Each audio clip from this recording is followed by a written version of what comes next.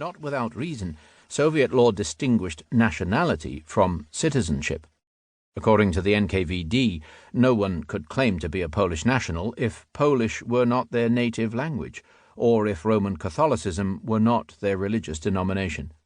In this, the NKVD agreed very closely with pre-war Polish nationalists, who had promoted the dubious concept of Pola Catholic, and who loudly proclaimed the slogan of Poland for the Poles. It is no accident that at the end of the war, when the NKVD created a People's Poland in its own image, it was a new sort of Poland shorn of all national minorities. The make-up and flavour of the Anders army owed much to the character of the Kresy, whence most of its men originated, and differed significantly both from the Berlin army and from the army of post-war Poland. Many of the Polish citizens who joined Anders did not meet the criteria of Pola Catholic, or so-called prawdziwy Polak, real Pole. Anders himself, who came from a Protestant family of Baltic German origin, was a clear case in point. In London, after the war, he was driven to such fury by nationalists, who constantly repeated the slur that he was not a Pole, that he took them to court and won his suit for libel. Anders belonged to the same multinational tradition as Marshal Piłsudski, who was born in Lithuania and who regarded loyalty to the traditions of the old Commonwealth as the sole test of nationality. He, like many, followed the lead of the greatest of Polish poets, Adam Mickiewicz, who opens his epic Pan Tadeusz with an invocation not to Poland, but to Litwo, Ojczyzna moja, Lithuania, my fatherland.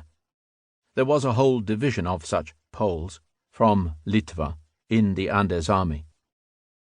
The army equally possessed a contingent of Lithuanian-speaking Lithuanians, who came together at Buzuluk and who formed their own battalion. They sang Lithuanian songs and carried their own yellow-green-red proporchik, or standard. Ukrainians formed the largest national minority in pre-war Poland, about 15% of the population, and belonged to a category which the NKVD had sought to exclude. Many of them were conscripts from 1939 who had spent the next 2 years in Soviet POW camps, and many, especially from East Galicia, were bilingual, had attended a Polish school, or were the product of mixed Polish-Ukrainian marriages. They would not have had too much difficulty in registering themselves as Poles, as Roman Catholics, or sometimes as Lemkos, Boykos, or Hutsuls. No, sir, they might say, I am not a Ukrainian but a Ruthenian. They were predominantly Greek Catholic by religion. It is difficult, however, to calculate their exact numbers. Estimates vary from 5,000 to a grossly exaggerated 20,000. Many Ukrainian recruits declared themselves to be Poles in order to be accepted, and then never bothered to clarify their status. None of them rose to senior positions in the army, though they were clearly present in strength in the ranks, as evidenced by their gravestones in military cemeteries. But even the gravestones can be misleading. One can meet with complaints that Ukrainian first names were Polonized, Mikhailo being changed to Michal, for instance, thereby effacing the soldier's true identity. Information on the subject can be sought from the Association of Ukrainians in Great Britain, which started up in 1945 as the Association of Ukrainians in the Polish Armed Forces. Literature it recommended includes the memoirs of Mykola Kozy, For Another's Cause, published in London in 2 volumes in 1958 to 1960.